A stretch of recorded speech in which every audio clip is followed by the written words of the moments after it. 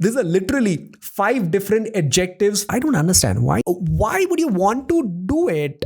It just feels redundant. This is what you started the problem statement with. Didn't you know that? Social desirability bias. That's confusing out here. Why so much of redundancy in this case study? Is that even an option? So will I invite Tanvi for an interview for the role of product design 1?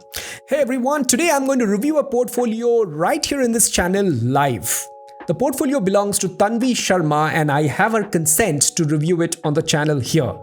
The project is about a new feature that is built on top of an existing product, so it's going to be interesting, and this is a web product for a chain. So far we have only reviewed mobile products, so this is different in that regard.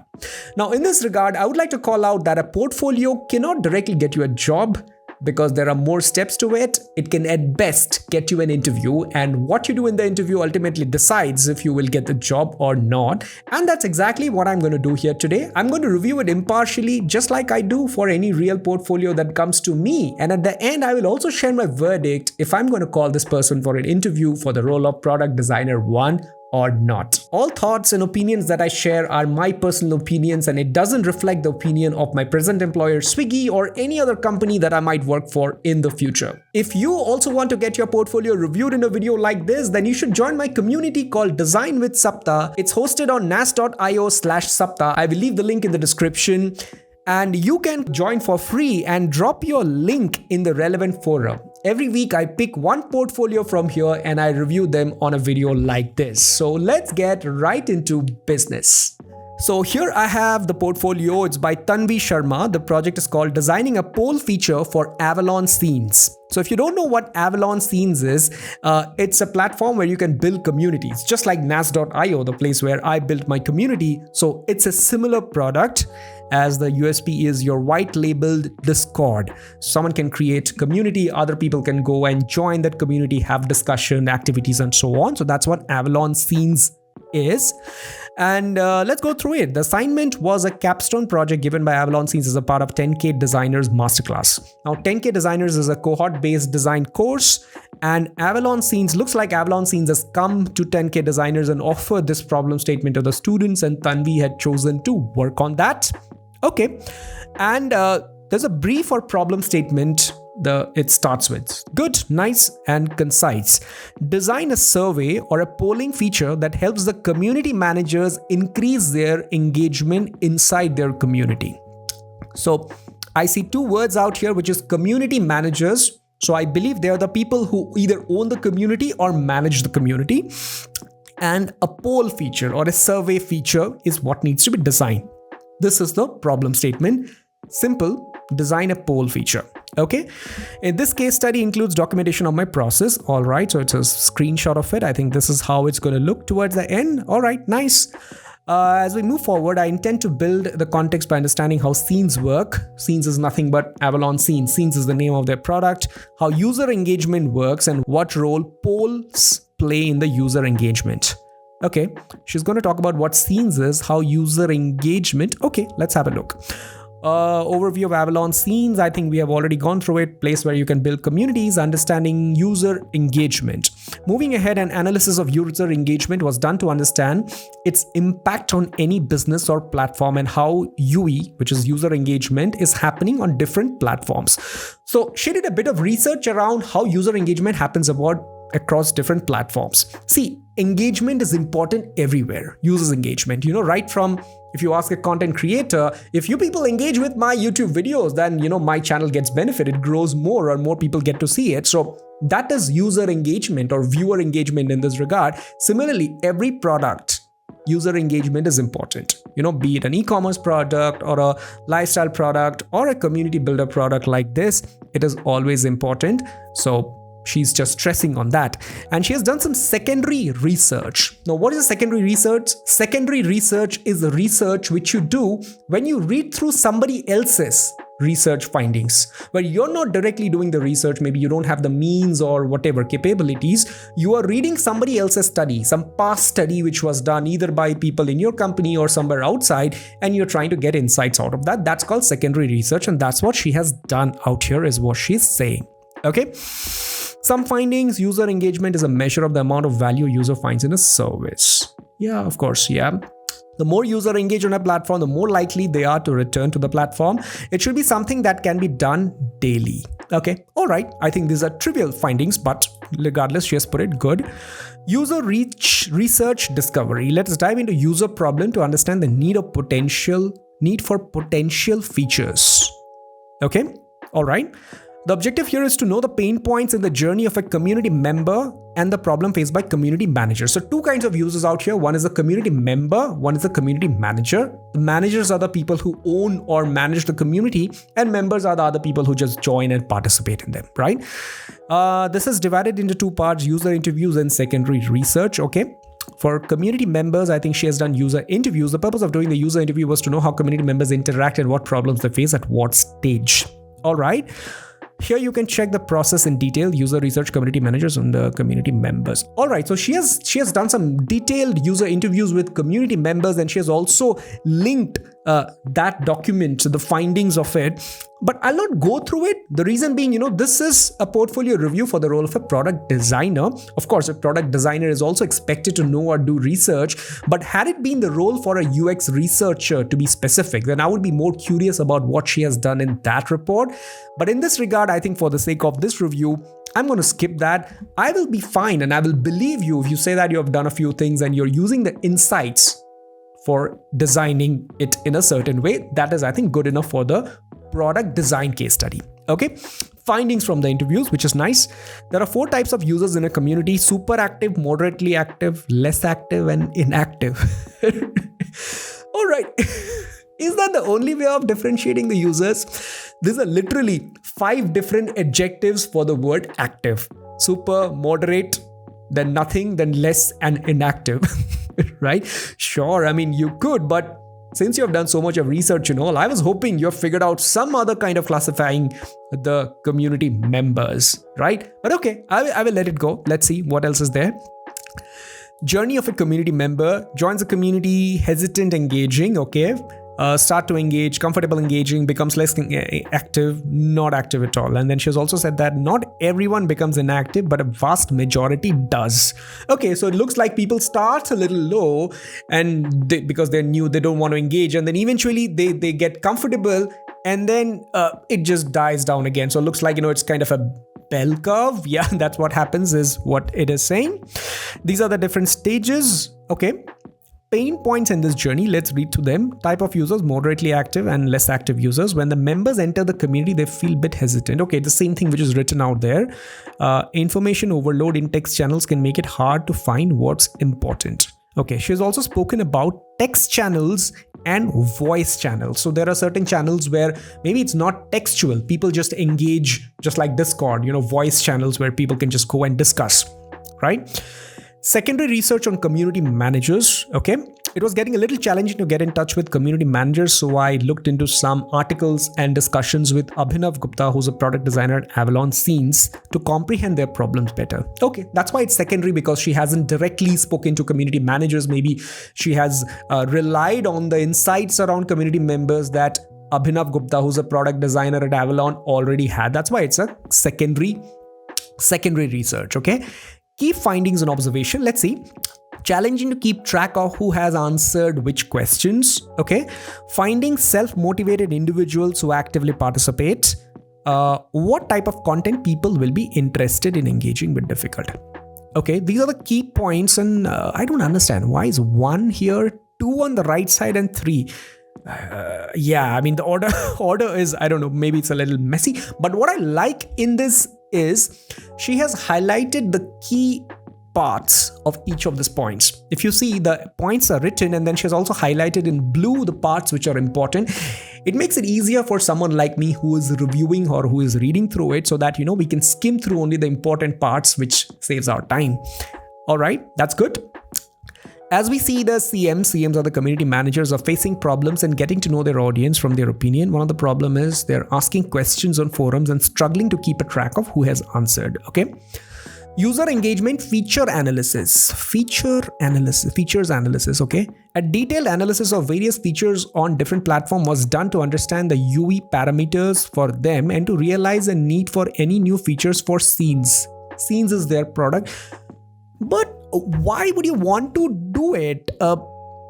Because the problem statement started with, it was clear, you need to design a survey or a polling feature for community managers to increase engagement, right? You were told that you'll have to do this. It's not open-ended, but what I see out here, you are trying to do a feature analysis of why there is a need to introduce something new. But isn't that something that has already happened? Had your problem statement been, redesign it or relook into it to increase user engagement or something like that. That's not the case out here. You're directly told that you'll have to build a poll. So the fact that a poll will increase user engagement and stuff is already done, maybe by somebody else. So what's the point of another feature analysis? I'm not saying it's wrong or it's bad, but it just feels redundant. Maybe it's not aligned with the problem statement. Regardless, I'll just scan through it and see what you've written out there. Refer to the document here. Okay, competitors feature analysis is something that she has done. Based on the above feature analysis exercise, I analyzed the need for potential features on the scenes platform to increase or manage engagement. This table summarizes the feature present in scenes that are and those that are not. Okay, the features which are present. Again, she's comparing the features, whereas the problem statement felt very straightforward. Design a poll. So I was hoping to see more research on what are the different kinds of polls, which poll would be suitable for users in scenes, and what is the best way to create a poll, what's the best way to respond to a poll or look into the data insights and all. I don't really see them yet, but I see a lot of things around user engagement. Okay, let's read. Based on the above research on user engagement and user discoveries, I did a discovery exercise to find correlation between user engagement and features and how features impact engagement. The exercise includes platform like, for detailed breakdown, and then she has again done a user engagement different work out there. Let's take one curve to understand the need for features to participate in this stage. This exercise to get clarity. Engagement model, 10K designers open. As the number of members increased, the engagement on the channel dropped. Okay, so 10K designers open. What is this? 10K designers is the course where you had taken. Now, what engagement model? Are you saying analysis of different stages of community members? The curve represents engagement, the relationship between time and the number of members. 10K designers open. Maybe she's talking that 10K designers is also a community. So there are similar things which happen in the 10K designers as well. And this is probably some data from 10K designers. Okay. Based on this analysis and due to limited access to the scenes community, we are going ahead with designing a poll feature for scenes to increase engagement in early stages and to get the opinion of the community members. Now, this is what you started the problem statement with, right? You said that, you are designing a poll feature. So then why do all these exercises? Again, I'm saying, had the problem statement been increase engagement on the platform, then whatever you have done makes absolute sense. Everything is falling in place. But then you were told you'll have to design polls. Why do many of these things, right? Think about it. It just feels like you're filling in it with a lot of things which are probably not relevant to the problem statement. Anyways, let's see. Understanding polls in depth. Yes, this is what I expected to see. At this stage, an in-depth understanding of polls was done to get the clarity. Sure. Everything about polls. Wow, she has written many sub-documents. Again, I'm going to skip that as well. I'm going to just read through what is present in this. After reviewing several articles and videos, I discovered something interesting. Public opinion polls were initially used to predict election outcomes. This interesting? Didn't you know that? Of course, election is the most basic and the oldest form of polls, right? But okay, needed you a research to find that? Okay, all right. However, the reliability was compromised and more scientific methods were developing to reduce errors. Of course, physical ones, things could move around, so electronic one is more safer. That's what they say. All right, let's go ahead and read more. So it is important to design polls that are less prone to errors. Okay, less prone to errors. Now, in this regard, I would want to look at the final output and see what have you done to make sure that they're less prone to errors. And what errors are you talking about out here, right? Okay, let's see if she has covered all of these things. Key points from research is polls can be misleading as people answering them may be concerned about their identity and how their answers may reflect on them, leading to responsive bias. Got it? So, you would want to maybe answer only those things that people know that you have answered or you have replied to that poll and so on, right? People may also tend to give socially desirable responses instead of their honest opinion, which is known as social desirability bias. It's like someone says, hey, who's your favorite singer? You'll probably go and say Beatles, whereas, maybe you actually like Honey Singh, something like that. So social desirability bias. Despite these potential biases, public opinion polls can still provide us with some insights into the thoughts and moods of a large group of people. Okay. Types of communities and poll relevant to them. Our focus here is to find the type of polls that would make sense for communities present in the scenes. However, the research is done on communities, different platforms, assuming that the communities across platforms operate similarly. Okay, so that's an assumption that she has made that on different platforms, assuming the communities across platforms operate similarly. That's the assumption that she has made. Okay. From this quick exercise, going ahead with multiple choice and image poll. Going ahead with multiple choice and image poll seems like the most viable option according to the needs of the community present in Avalon scenes. Now, what is multiple choice? Multiple choice, is it a poll where I can reply to multiple answers, right? Which is your favorite fruit? Maybe some 4 are there and I can pick 2 or 3. That's what makes it multiple. And image poll is where the options are image. Maybe which photo or which dog do you like? Which dog is the cutest? Picture 1, picture 2. I think that's what image poll is. But why are these two different kinds of polls if multiple choice can also be applied to image poll? I can pick 2 images. Need to understand more what she meant by multiple choice out here. Let's go ahead and see. That is slightly confusing, at least to me, for a first-time reader. Okay. Although quizzes are a great way to engage at tech communities, I decided not to include them in the polls because creating and taking quizzes is very different from taking polls. Absolutely. Yeah. I mean, they're different things, right? But quizzes can be a standalone feature in tech business as one of the major T of scene. That is a different case study, maybe, where you're designing a quiz or something. Polls on other platforms, competitive analysis, features that poll typically includes on different platforms, and we can try out different relevant contexts after a common process of creating and participating in a poll. The platforms analyzed includes Facebook, Telegram, Discord, Mighty, Network, Twitter, and others. Okay. As we can see, there is no common flow or pattern. Okay, I'm just skipped that. They have a lot of similarities and dissimilarities. Based on our analysis, I've decided on the parameters that make sense for our context. Okay, let's see. Poll creation flow. She's made a flow out here. So somewhere this UI element will sit where there's an image, video, or poll. Maybe, you're creating a post and one of the types of post is a poll, right? So I click on poll. That's what she's designing. And then there's a drop down to choose poll type. You're choosing, okay, the same thing again, same confusion again. Multiple choice and image polls. How are these like two different things that you pick? Okay, let's have a look.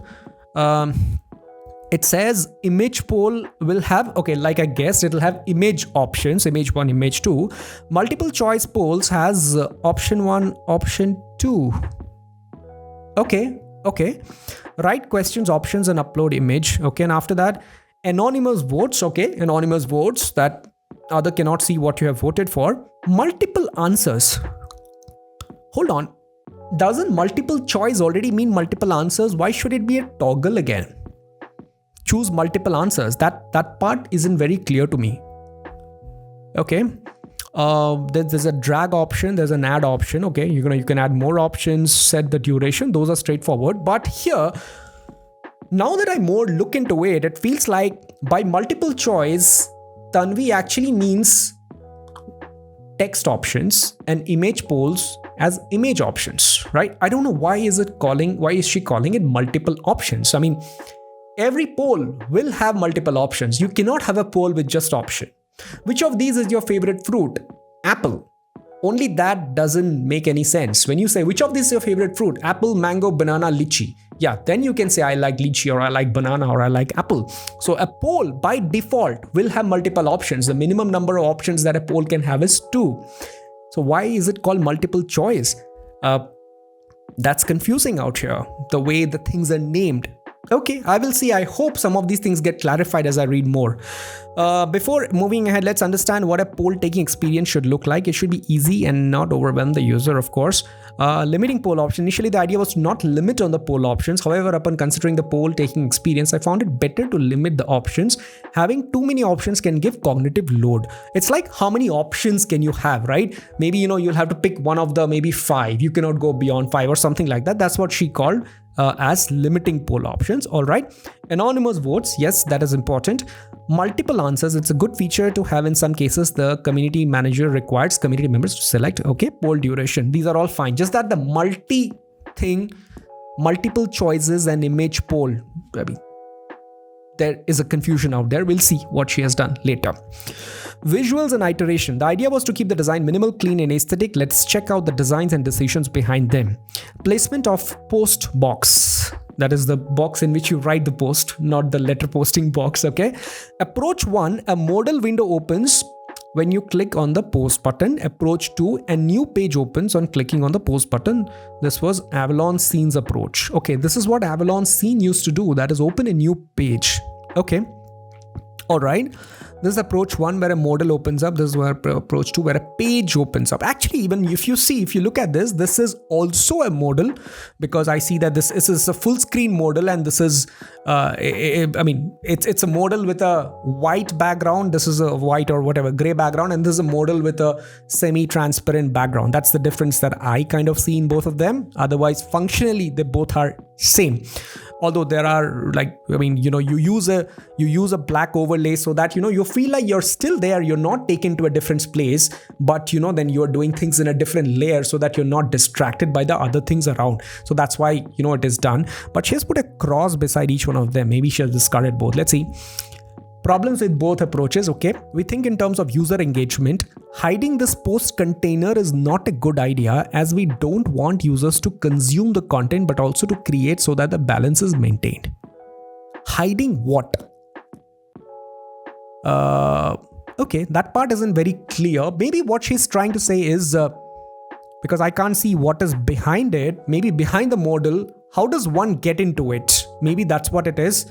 Okay, maybe this button that you see, it is a single button which says post. So yeah, I think that's what she's talking about, that making post so less prominent is not a good idea.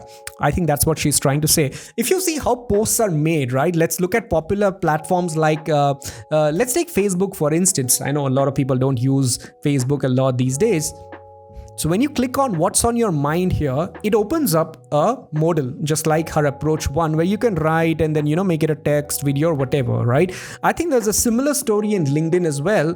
When you go to LinkedIn and try to make a post, when you click start a post, it again opens up a modal. And in that, you can add an image, you can add an event, you can add occasion, and then, poll. They also have a poll and so on. However, on Twitter, I think things are slightly different. Things happen inline. Here, if you just click on this, you can start typing inline, and all the other things, image, GIF, or even poll, everything opens inline itself. So that's how Twitter does it, right? Both of them have their pros and cons. For all those who are watching, let me know in the comments, which approach would you take? The Facebook or LinkedIn approach where things open up in a modal, or would you take the Twitter approach where things happen in line? Let me know in the comments with your reasonings. Okay, all right. So let's close these and then come to what she has done out here. Final screen, here's a post container is placed upfront to encourage users to create, because similar approach is being used in other social platforms as well. So I think she has taken the inline approach. No, I think she has introduced this thing out here. Previously, it was just a button. She just introduced this part out here, which is a good. This thing should have always been there. If Avalon didn't have it, maybe, okay, now they have it because Tanvi has designed it. But what is, however, not clear is what happens when I click on it, because create a poll card, multiple choice poll. This is the final screen to create a poll with all the features mentioned above flow. Now, since she has used just a colored background, it's not very clear whether this would open up as a modal, or will it open inline, or will it open in a new page. I think that isn't very clear out here because of the visual choice that she has chosen for the case study, right? So that's not very clear out here. Let's see. Maybe the rest of the flows will make it clear. Create a flow. create a poll flow. Why drop down and not radio button? There is no point in showing the choices after they have selected one option. It might act as a distraction, and that's why we went ahead with a drop down as a functionality to choose poll type. Okay, this is where it is radio buttons. Here it is a drop down. Why is drop down? Not understanding out here. You've said that it's written that there's no point showing the choices after they have selected one. Where have they selected one? They should select it first. Like, where is the selection happening? If you have said that they've already, in a previous step, they've already said that it's a multiple choice poll or an image poll, and after that they have come here, then I understand what you're saying, but I don't see any other thing. All that I see is you click on this poll or you click on anywhere and you arrive at this screen. So where did they choose it before? After they have selected one. So where is the selection happening? That isn't very clear, right? In general, if there are just two options, it's better to show them upfront. Again, my point around multiple choice and image poll, they don't feel like there are two options that somebody would pick. For a multiple choice, the other option feels like maybe a single choice. And image could also be there on multiple choice. So that part isn't clear about me. If image is just about having an image input, it could have been pretty much introduced in this flow itself. Why do you need a separate, tabbed view, which is a different creation? So that part isn't clear. It doesn't feel right here. Let's see what does it show. So it says flow 1, create a multiple choice poll. Here's the final screens to create a poll. Choose poll type, set preferences. Okay, let's go ahead and see it directly. So yeah, it is inline. I think there was also a confusion around whether this thing would be a modal or would it see it inline. So it's an inline. So what she has done is she has taken the Twitter approach.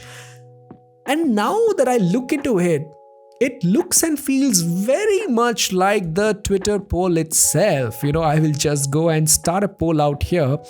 Choice 1, choice 2 with a plus to add one more, a poll length. They have days, hours and minutes as well. And they don't have the option of multiple options and anonymous in Twitter because of course it's a social media platform. Here, exactly the same, right? You have an option to add and then you have days, hours and all. Okay, I think there's so much a poll could have, so there are chances of it looking similar to something or the other. All right, let's keep that aside and let's see if the fundamentals are right. Like one question I've already raised on the fundamentals. What is multiple choice and image? Let's go and have a look, right? So choose a poll type, okay? Multiple choice and image poll.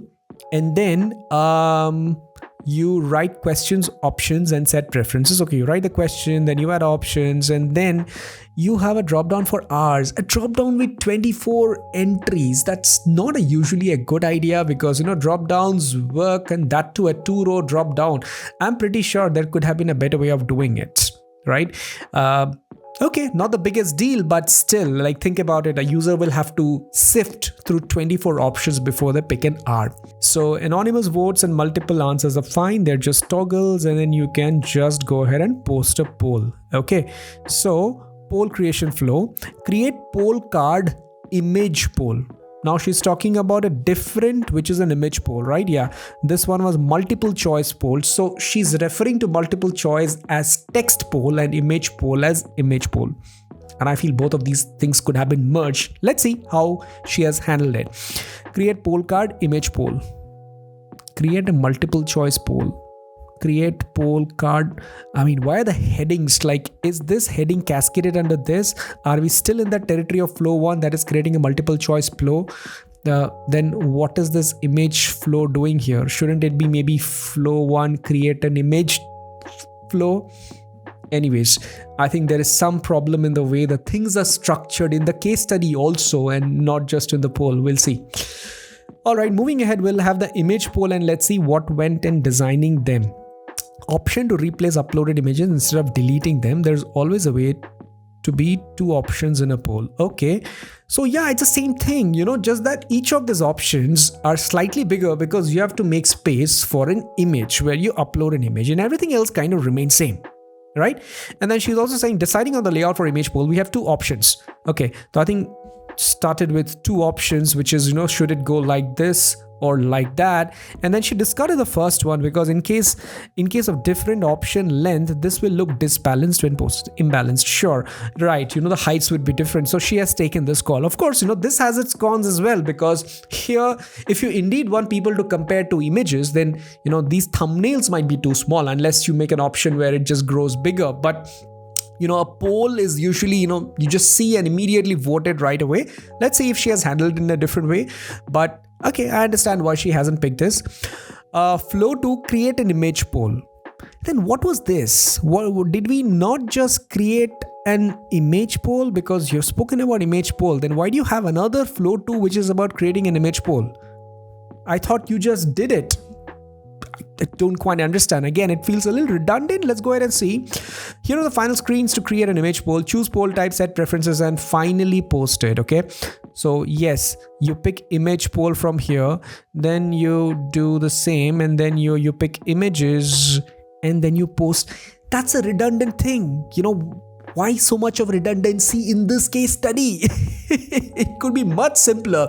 When I started, Medium said that it's a 14-minute read. I'm pretty sure it could have been a 10 or a 7-minute read if you had removed some of these redundancies, Tanvi. I think you should be careful about it, right? You just mentioned about it. All right, let's go ahead and see what's happening. After posting the poll, here we will see what all options available for the users after posting the multiple choice poll. Which user are we talking about here? Is it the community managers or the community members? Because there are two kinds of users. Okay, let's see if it says anything further. 2 days left, indication time left for the poll to close. Okay, a vote button reduces social desirability bias. A vote button. I'd be curious to know how this vote button is reducing social desirability bias in this. Okay, let's see if it's covered. Anonymous polls, only poll creators can see who voted. Non-anonymous polls, everyone can see who voted. Okay, view results, an option to expand the image and view images properly. Okay, I think that thing I had pointed out. So she has figured out some way to do it. Let's see how. Let's understand and deep dive into each of these features and move ahead. Communicating single select or multi-select poll. Okay.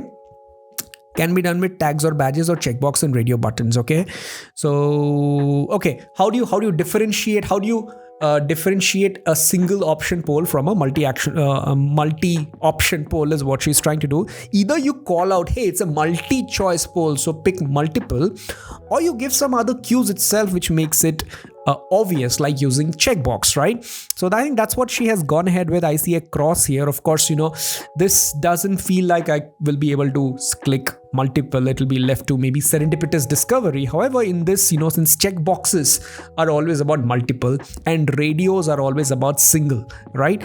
So I think she has taken that approach. That is, for a single option, she will use radio buttons, and for multi-option, she will use checkboxes, which is fine. Okay. And I'm still curious, how does this button reduce social desirability bias? I'm yet to come out there. We decided to use the checkbox on the radio button to communicate. Okay, this approach gives a more user-friendly, intuitive, given vote button or not on multi-select poll. Is that even an option? You will have to give a vote button, right, in a multi-select option, because in a single select, I understand you click, okay, the vote is done, right? But in a multi, you'll have to select multiple things and then you'll have to submit it somehow. How is an option without a vote button? Okay, let's see. Click on the vote button to vote. It will reduce the desirability of social error due to social desirability bias. Okay, so I think what she's talking about is in a multi-option poll, maybe the user will first click on one thing, and the moment they click, it immediately gets registered. And once it is registered, you can again act on that poll and keep acting till you have selected all the options if you want to do that. That's definitely not the right way of doing, not just for social desirability bias, but even generally, your voting is one action. It cannot be multiple actions. So in one action, there are multi choices that you have picked, but the voting is still a single action. So it needs to be cascaded under one step, and that's why you will need that button. So I don't think you have two cases out here. You only have one case, and you'll have to go ahead with that, which is with the button. Let's see what you have done. I mean, of course, you have used button because you have called that out. Click on the checkboxes or radio buttons to vote, and then you submit. Okay, I think that's what it is. Yeah.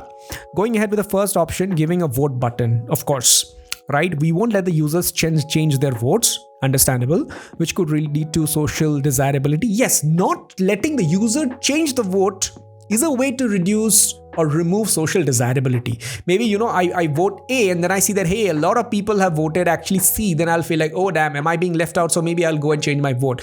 So yeah, to reduce that, sure, not letting the user to change the vote is a good option out there. If users see the vote percentage, they may change their vote on the opinion, okay, leading to skewed results. Therefore, giving a vote button on multi-select poll seems like the best option. I got it, what you thought, but that's not even the right way. A vote is a single action with multiple options inside. One action with multiple options, not multi-action. Okay. Final screens for multiple choice is this. Use check mark to indicate that it's a multi-select poll. Makes sense. Use radio buttons to indicate it's a single select poll. Okay, got it. Makes sense. That is clear enough. Choosing a layout for the view vote section. Now it's a view vote section I think this is what the community manager sees. Okay. I think Tanvi could have done a better job at showing which part is for which user instead of leaving it for the interpretation of the reader like me, right? This part is clearly for a community member who's voting, and this is for a community manager who's creating and maybe also checking the results later, if I get it right. Or not sure. Can anyone create a poll as well? Well, in that case, sure, maybe whoever is creator versus a viewer. These are the two different kinds of users here. Choosing the layout for viewer sections. We have 3 layouts to show the voter list, but I only see 2 out there. Okay, maybe the layout 3 somewhere here. Okay, both of them are discarded. I can see already here. Let's see. Problem with this layout, it's like layout 1 showing a standard side sheet. That's a side sheet comes from the right side. Problem with this layout, it fails when the number of votes in each option is more and the user will have to scroll down to see the votes in another option. Okay, so it's like one after another list is what she has done. Okay, let's see. A layout showing a modal window where the options are stacked horizontally. Here, the problem with this layout, in case more than 3 or 4 options, we either have a drop down or give a forward and backward arrow to access other pages. All right. Well, this will also have the scroll problem because, these are the categories: 40% fun activities, 35% upskilling and learning. But what if the number of votes in each one of them is large? Right now, you have just shown 1, 2, 3, 4, 5 and 5 people, right? What if this is 50? You will again have to scroll. So the same problem which is there in the left side, you also have it on the right side. So yep, okay, fine. Both of these are discarded. So let's go to the first one. Telegram, WhatsApp, solution 1 doesn't seem like a good experience. So after receiving this feedback, I came up with a different layout, just like how Facebook looks. Okay, let's see. Now for the last and the final inspiration for this layout came the e-commerce filter screen mobile. Okay, the way it is on filters. Okay, final layout for view vote section. Modal window with options that are stacked vertically. Okay, all right. Well, I understand what is happening out here. So the options are stacked on the left-hand side like tabs, and then when you select them, you see the number of voters who are out there, right?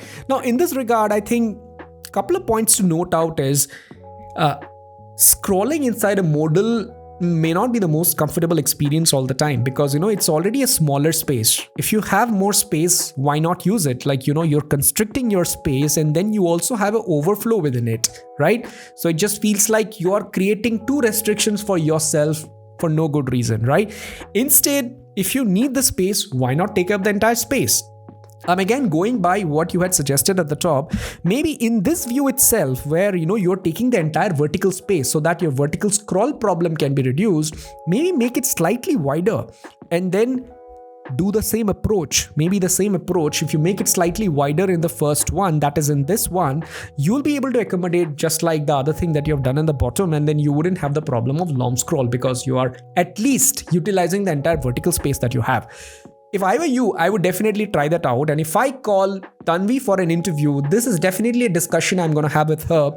Why did she choose to have this one and not a combination of the third with the first one, which at least to me, with my limited understanding of this product, feels like probably the better option. Okay, let's go ahead and see.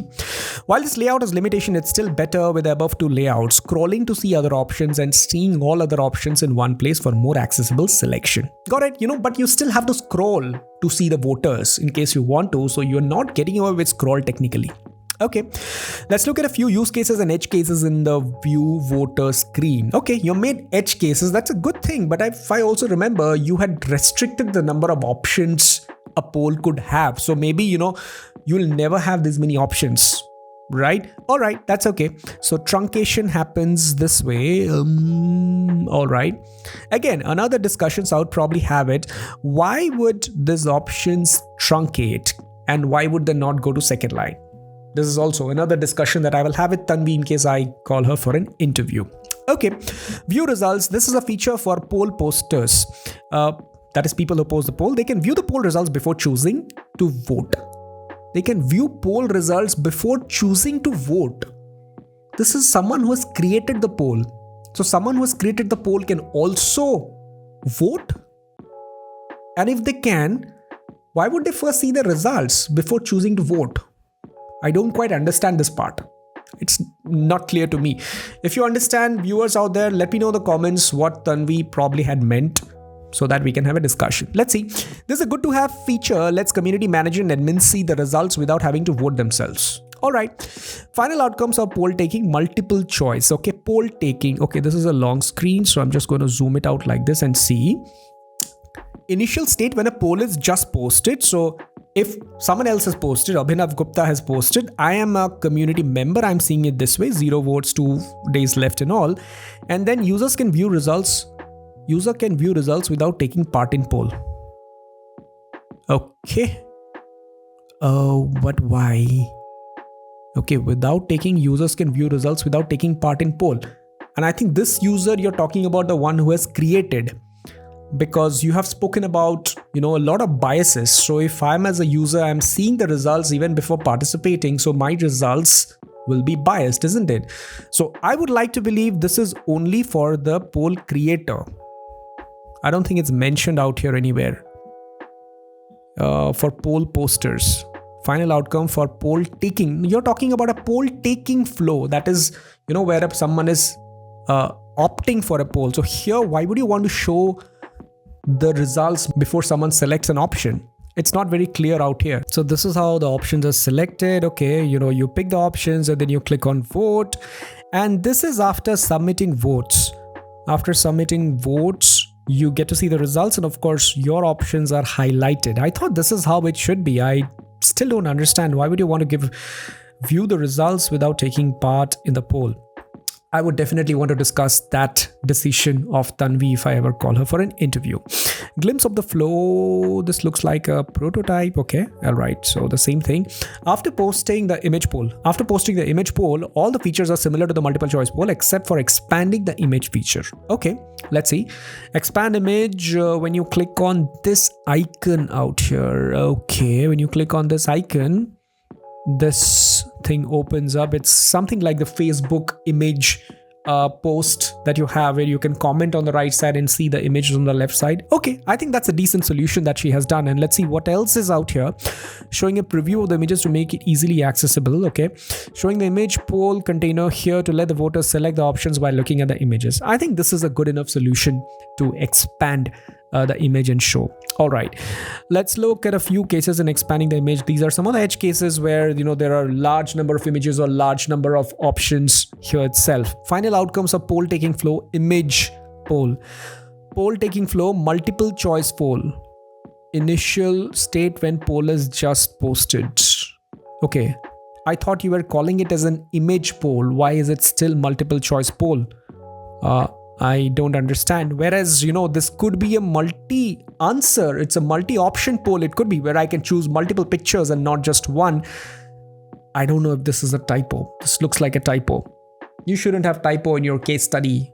Or is it not a typo? Let me know in the comments if it is not or if I'm missing something out here. All right. Options are selected after submitting flow. Okay. Truncation when there are more options. Why do we need this? Okay. Truncation, fine. Long options covering the screen. Okay, it'll go into 2 lines. I understand. Fine. Truncate after 3 options for image poll. Okay, you'll have an expand to see more. Okay, got it. Here after 5, you'll have an expand to see more. Well, in this, I know that, there could be polls with large number of options, but I thought you had given a restriction that, you couldn't have more than certain number of options. But if you have them, I feel it's probably important to show them upfront. So if I again call Tanvi for an interview, this is also another discussion that I will have with her as to why did she choose to collapse them? Can it not be handled in some other way? So yeah, that's another discussion that I will have. Let's have a look at the few use cases. Poll ended screen.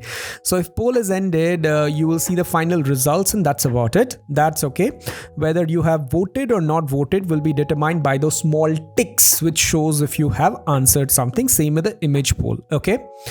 When poll is ended, multiple choice poll. When poll is ended, image poll. When poll is ended, multiple choice poll. Why is this repeating again? Why is this repeating? Is it the same thing or a different thing? Looks like the same thing. There are lots of redundancy in this case study. I think you should do one round of cleanup because there are lots of unwanted things which are either repeated just for the sake of expanding the size of it. To the point is the key out here. All right. Options of different lengths. Okay. These are all edge cases that she is talking about. What if the text is more? How do you handle all of them? Which are good, right? Polls and VCs. VCs, I believe, are the voice channels, if I'm not mistaken, have read it somewhere. As it was apart from the former user interview, people feel little hesitant to engage in the voice calls and sometimes too many members on the calls. Okay, so a feature like poll can be used to lessen the initial hesitation in the members and a good way to get the opinion of people in real time quickly. Okay. So you have a poll option in the voice channel itself and you can start a poll something like this. So I would like to believe this is how it is. The voice channels are, and you have some sort of a chat panel right beside it, and all your polls, the same thing just happens on chat. I'm assuming this is how it is. But while it is happening in chat, you've taken an option of a modal. Okay, I see that, when you are doing it for the main post area, you have discarded the modal, giving reasons, a couple of other reasons, but here you have using modals. I understand that the places are different and the use cases are different, but maybe you could have tried to use the same approach here itself. It is slightly, narrower. This panel is slightly narrower, but since you have done an inline thing at the top for the normal polls, I think the same thing could have been done here as well, because you probably do not need that much of width for a poll. So because anyways, the poll is going to sit out there. So whatever you're creating, the creation could have also happened there is what I feel. But I also understand that it's a continuous chat. So while you're creating a poll, someone else's message might come and it might disrupt and all. But I still feel it could have been handled by, creating some sort of a sticky in the chat itself instead of taking two very different approaches, that is modal for the voice and inline for the regular forum. Right? I think that much of consolidation you can think about in this. All right, so the rest of it is just same. It's the same poll that you're creating. So the same questions, same options, and it just gets posted out there. And the same story is repeating out here, right? Whether you can select single, multiple, and so on. Okay, truncation. Again, here also truncation. Just taken care of truncation, but since it's narrower, there could be an option to the chances of truncation are much more because it's narrower. And also here, see 6 more options opens up a modal. Why the modal again? Because you're already in a voice channel, you are listening to people and you are chatting at the same time. And then there is another layer which is opening up just to see more options. Could it not open out here? Right? So yeah, that's a discussion I can have with Tanvi. Poll-ended screens are again same like the way before itself, just that things are narrower out here because it is sitting on a continuous live chat sort of a thing. Managing poll. Okay, let's see managing poll. What happens out here? Save settings, profile section. So in the profile section also, if Abhinav Gupta is a person who has created a poll, it starts showing up in his feed as well because it can come to your feed.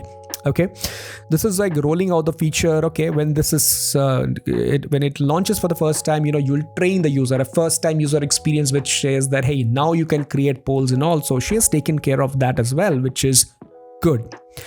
And now there's a learning section. So I think that it's a wrap. It's a wrap. I think that's the end of it. All right. So I think this is a very detailed case study, one of the most detailed case studies that I have seen, but a lot of things felt redundant. Starting from the problem statement itself, it started with a very clear-cut problem statement which says, design a poll feature for Avalon scenes. But then Tanvi went on to describe about, user engagement, and then arriving somewhere in the middle of the case study, arriving at the same conclusion that, hey, we'll design polls. Isn't not what you had started with. So the entire exercise kind of felt redundant. An easier approach or a better approach would be you change your problem statement. Just say that, you want to increase engagement in the communities, and then, do all your research around user engagement, and then arrive at the conclusion that poll is probably one of the things that you can build to increase engagement, instead of calling out polls right away at the top. And if you're doing this, then maybe, you don't have to do all those things for user engagement. It just feels redundant. So you could directly start with the different kinds of polls and the research that you have done for polls, right? And also, like some of the things around information architecture, I would say you've given multiple choice and image polls as two different things. Like, why are they different? Like, one obvious question that comes to my mind is these two are exactly the same, just that one has a thumbnail for image and hence it is slightly bigger. The other one doesn't have a thumbnail for image. For this, do you really need an option to be selected at the top to decide if I would add image or not? Right? You could probably, have some restrictions around it, that either you use all images or you don't use images at all. You could make some restrictions that way, but do you really need to use tabs? That's a topic of discussion.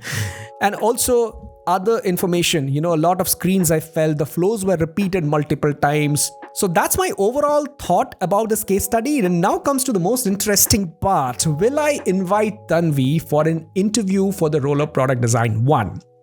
Now here, I'm slightly in a fix. The detail at the level of work that she has done, it feels like, yes, maybe I should call her for the role of product design 1 interview as well. There are certain things that Tanvi has done which I didn't even expect her to do at this level. But then there are things which I actually expected her to do, in some of this basic stuff, which I felt there's a bit of a miss. It feels like someone who has done this should definitely not make a mistake in this. So that's a kind of feeling that I'm getting, right? So if I'm just looking at it, all right, so let's look at it. I think I will, yes, call Tanvi for the role of a product designer 1's interview, just to see how she answers some of these questions. Like I had said, she has done some things which are probably beyond the expectation of a product designer 1, and she has also missed some of these things which are essential for product design 1. But overall, I think she deserves to have an interview out here. So that is my verdict, and that's the review today. And if you want your portfolio to be reviewed, join the Design with Sapta community. I will leave the link in the description. That's all for today. So this is Sapta signing off.